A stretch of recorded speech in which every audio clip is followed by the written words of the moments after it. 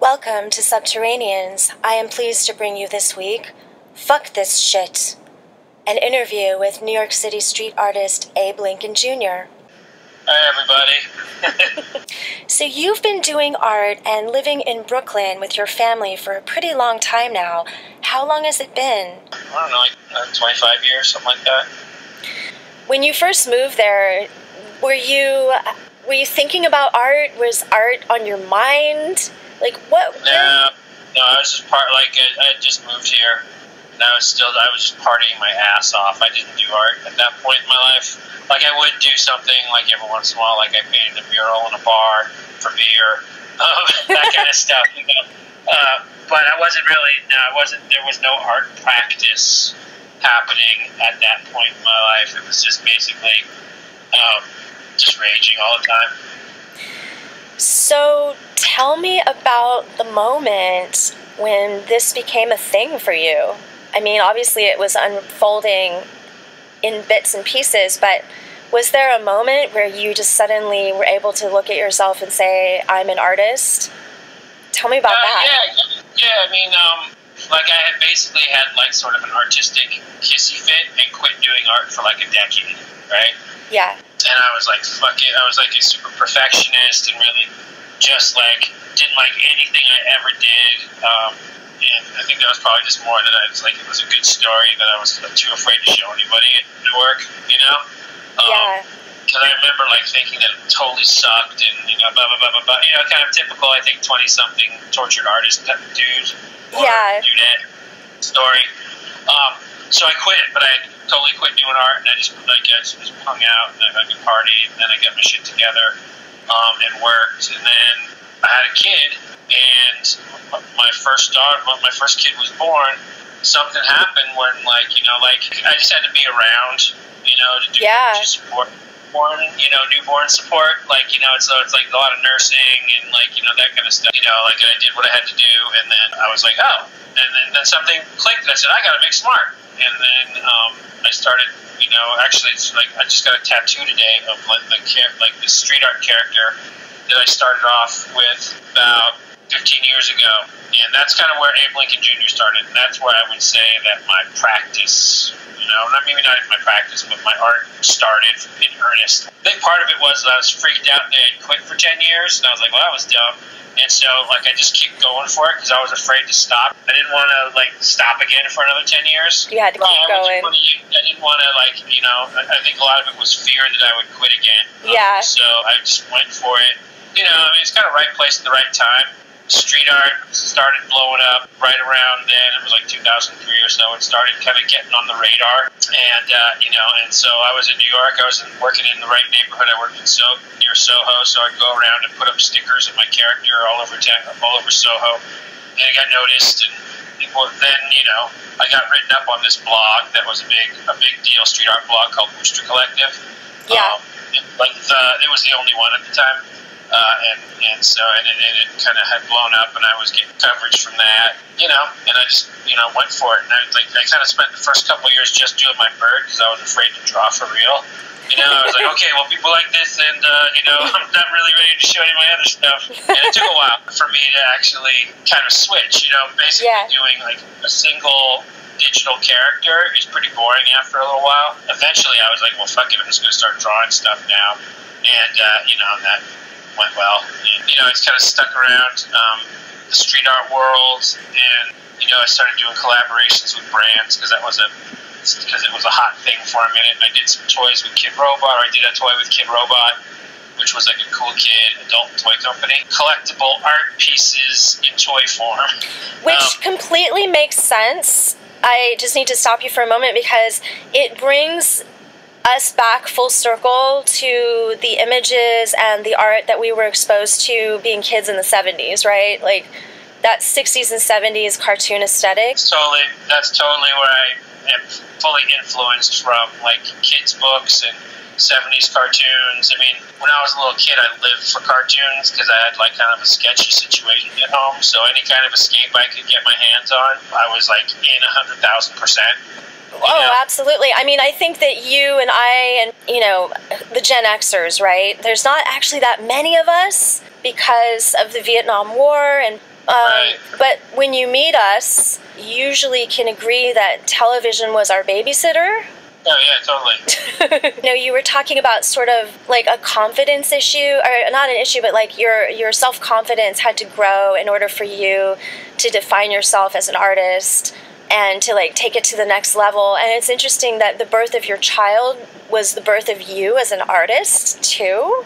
And yeah, it was weird. It was like, she totally was my muse. Yeah. When I started, I was like, there was a lot going on too. Like 2003, it was right after, it wasn't long after 9/11, and like getting on the subway every morning was fucking pretty intense for a while. And the reason behind me wanting to do that pooping bird was I wanted to put up a sticker so if somebody saw it and they were stressing out, they could just like look at it and laugh and go, "That's fucking dumb," and kind of break the tension. And I think that person was probably me. I was trying to like break my own tension, but my own dread about getting on the subway because you went under the river, and I was always like, there was always in the back of my head like, if somebody blows up the fucking river tunnel, War and heated politics that kind of spearhead artists historically, that's always been the case, right?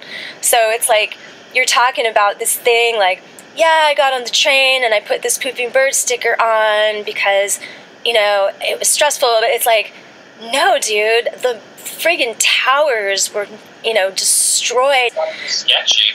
Yeah, and it's like, but then you go, oh, well, this sticker, it's just a sticker, but actually, it really does matter when you can imagine people scanning their environment. Well, I think a lot of people in New York in 2003, street art really blew up right at like around 2002, 2003, and I think a lot of it was that artists were all trying to fucking trying to shake it out, and put it out there, and I wouldn't say that everybody's doing it for the same reason I was, but there were a lot of people doing it, and it was, and it totally flipped the script, there's been street art around forever, when we were teenagers, it was all punk rock flyers and whatever, San Francisco had its own weird street art thing happening at the time, even if it was just like weird hippie murals and stuff, but right. Yeah, I don't know. I mean, I don't really I don't really follow. I really didn't follow. Haven't followed fine or modern art ever. I was never really that interested in it. Yeah. When I was a kid, I grew up around Palo Alto, and there was one dude there who had an art gallery, and he would show us Details magazine. Yeah. And, art's pretty good. He was a cool guy, so we'd go hang out with him. He's like, art's pretty cool. And we'd be like, no, it's not. It's boring. It's boring. And then he busted out Details magazine in the 80s when it was actually a cool downtown scene. Yes. And showed us graffiti and showed us subway art and stuff like that. So that stuff always spoke to me. I always kind of found fine art and modern art either boring or just too friggin' obtuse.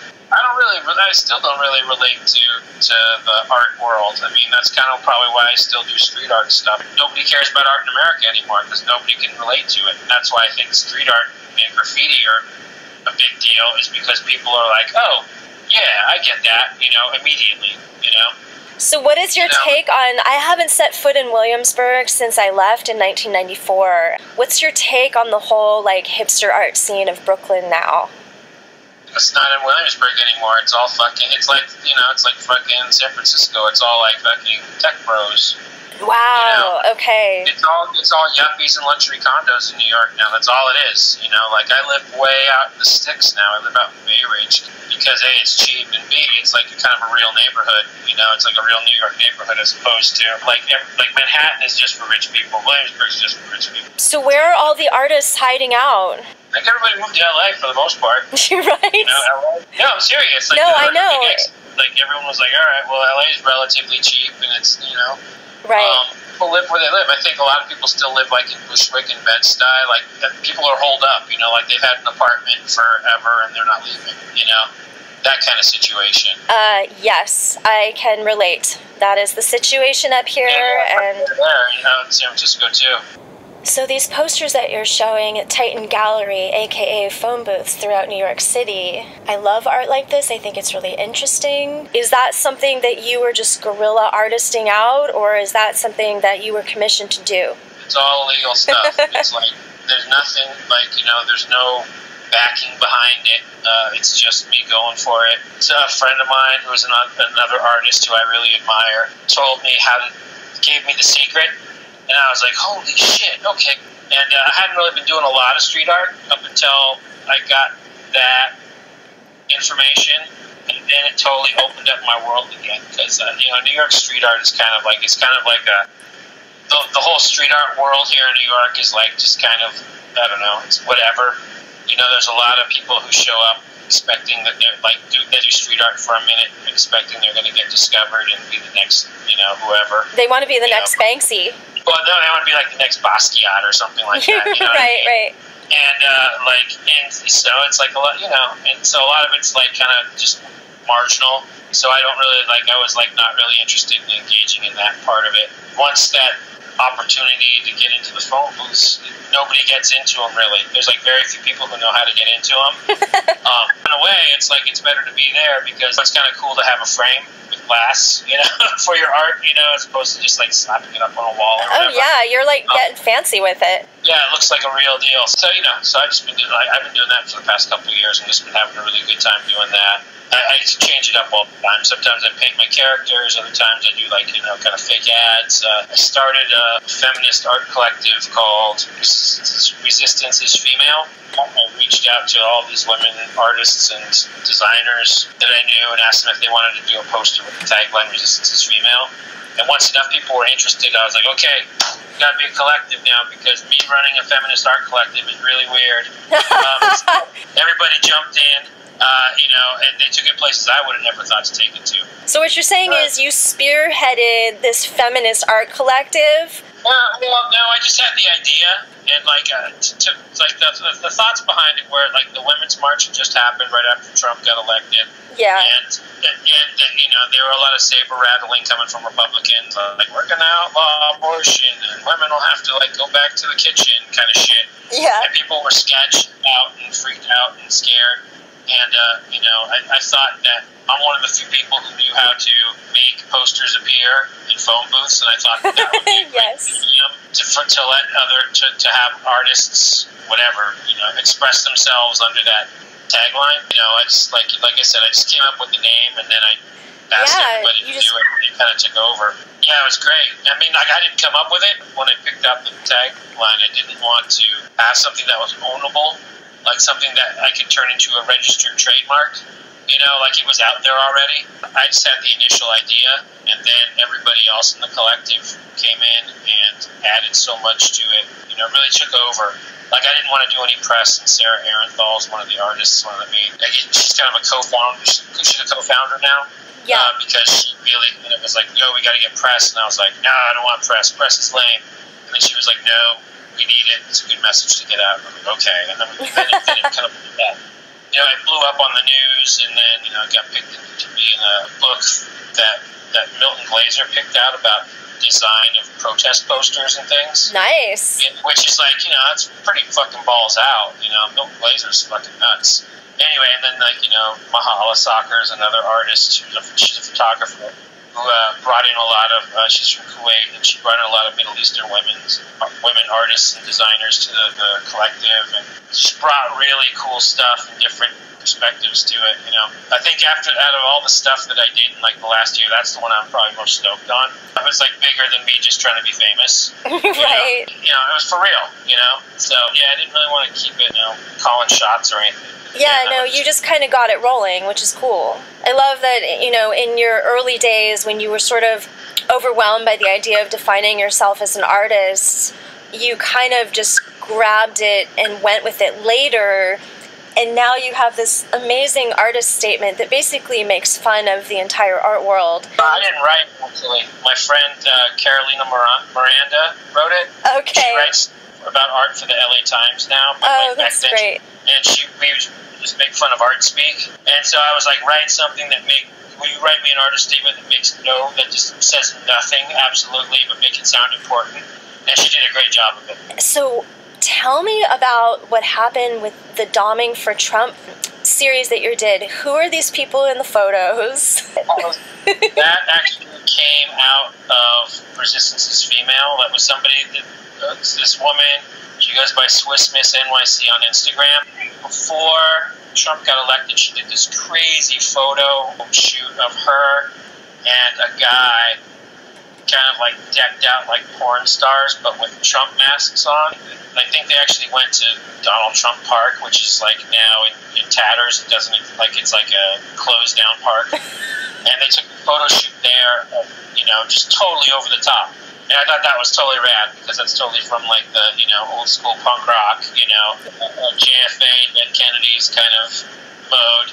And so anyway, we decided to come up with that concept. It was her concept. She said, hey, I want to do like we'll do kind of a sequel where I dress up like a dominatrix, and you'll be Donald Trump in like menial labor, minimum wage type roles. And then, so basically I just put on a suit, put on a Donald mask, and she put on her dominatrix gear. We walked around Times Square, just taking photos of us, like, you know, like there was another shoe shine guy, and we were like in a hot dog stand, a hot dog cart, and like a newsstand. We took a couple pictures in front of like the last Peep Show in Times Square, and it was fucking hilarious, and it was great because everybody on the street was totally crowding, and like, you know, it was like there was like a whole performance aspect to it. People were videoing and taking photos, and everyone was laughing, and you know, so it was cool, you know, like, and then now we printed out the posters, and we started putting those up around town in different neighborhoods. So you've basically pretty much covered a lot. Once you get into the art world, you end up doing a little bit of pretty much everything. Yeah, I think, well, at least for me, because like when I did that toy with Kid Robot, I kind of got on the urban art track, and there was a certain kind of type of show that people did when you were on that track. There were a lot of group shows that were like kind of pop culture, like their Simpsons art show or Teenage Mutant Ninja Turtles tribute art show, things like that. And I did that for a couple years, and I just didn't like doing them. I stopped doing art shows, and that's kind of because I was so over the whole kind of scene of it. Yeah. You know? And once I decided to quit doing art shows, I kind of gave myself permission again to do whatever the fuck I felt like. Yes. And I totally exploded again, and, you know, kind of re-energized, and was able to like start creating really cool, weird shit. And it also coincided with me figuring out how to get in the phone boxes. And so if you see a lot of the earlier stuff, it's just like, you know, I'm just going for it and having a good time. And, you know, I have like a regular day job, so I'm not really like stressing art sales, you know, like that's not my hustle. So like, you know, I don't think I do particularly well in that world. Like I'm definitely better as like doing like weird shit on the street. I have I'm going to totally take the performance aspect to a different level this spring and summer. I've got some new ideas coming up from a new angle that I'm going to work with, try to incorporate some more elements into the phone booth stuff. So basically, in the beginning of the winter, I thought, it would be funny to do art. It would be hilarious to do art shows in phone booths. So instead of like just putting up stuff and bailing, you know, I've had one thus far, and I've got more lined up.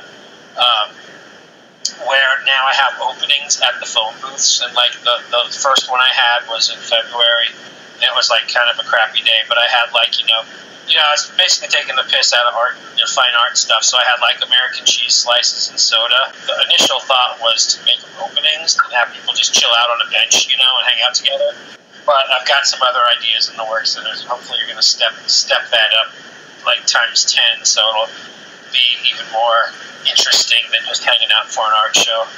Well, that is exciting and fun. I love how your brain is working. Remember when we were like in junior high and almost high school, when like new wave and punk rock was really breaking out? And right. I don't know about you, but I was like really shy, and I really wanted to have friends. I wanted to be cool. Right. And then punk rock kind of gave me permission to say, fuck that shit. And I'm just going to do whatever I want to do. And right. You know, and like punk rock kind of gave that to us.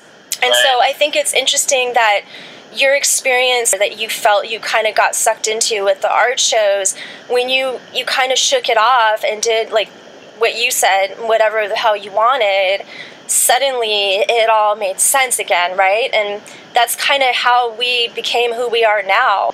Punk rock informed pretty much my whole worldview, you know, and it still informs my worldview in a lot of ways. Like, I don't really listen to it anymore. Yeah. But, you know, just like that kind of go for it attitude. Like, it's funny because DIY has become kind of like this, like, kind of like corny marketing angle. Yeah. You know? Like, there's like a lot of like spiel around it and stuff like that. Just like, you know, so fucking who cares what happens? Just do it. You know, I mean, that's actually kind of what I found. What I always kind of come back around to is the art projects that I do just because I want it, just because are always my favorite ones. Yeah. Like if I'm doing something for like, you know, I have some game plan to become an urban artist, I wind up getting bored, you know, or getting turned off by the scene or getting tired of like, you know, playing that game. But when I just do weird shit, that's always my favorite stuff. Oh, you know, definitely. I have a fake heavy metal record label where I make products for bands that don't exist. That's called Fugue State Records. You know, so like, and that's like one of my favorite products, and nobody gets it. Like, I've had a couple of shows, and everyone's like, "Wait, there's no music," and I'm like, "No, there's no bands." Like, and then you know, I thought it would work with like a couple of different types of like, you know, collectors, like record collectors might like it, but they don't get it. And I thought maybe toy collectors would be into it because it's like limited release stuff. They didn't get it, and it's still my favorite thing to do. So, you know. Yeah, I mean, you always have to do what you love. It's such a cliche, but it's true. And like, you know, art will always save you. You know, if you're not sure what you should be doing that day, just kind of, you know, tap into the creative side, right? I mean, well, it's funny. Like, you know, when I was like, you know, when I wasn't doing art, I was like pretty depressed a lot of the time, and you know, I still get depressed or whatever. But like, art always delivers. Yeah. Like if I'm super depressed and I can't do art, I let myself off the hook. I think that's a big thing to do. If you're a creative person and you're fucking get depressed, don't kick your own ass for not making art while you're depressed, because that doesn't help. Right. But once I can get back in the saddle, I start making it again, and it's like I'm right as rain. I mean, it doesn't cure the depression, but it fucking puts me in a way different head. So, you know, I did like a little series about depression over the winter that you know, that I was putting in photos around town. It was pretty interesting. We had some interesting thoughts on it, comments on it and stuff. It was pretty hilarious.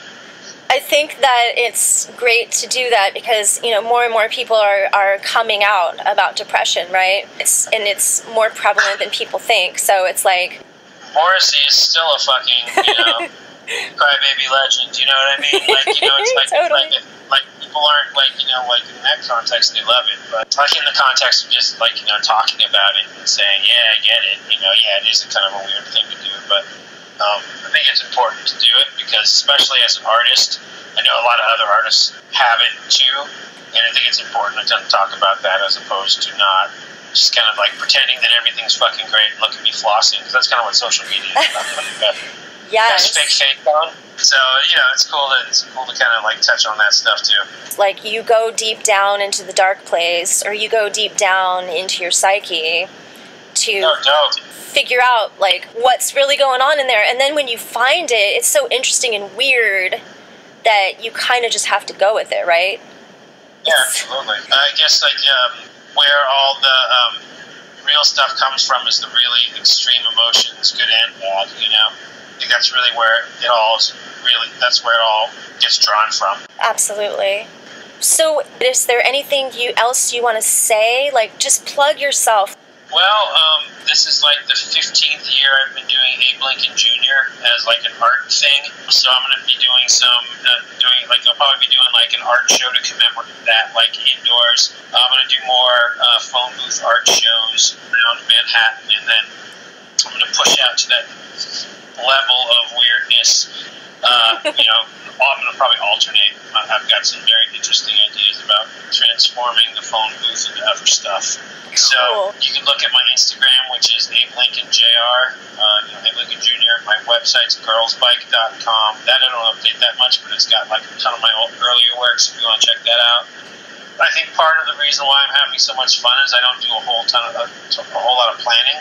You know, there's going to be there's going to be more, way more phone booth installations around New York City. There's going to be, probably busting out another zine or two at some point.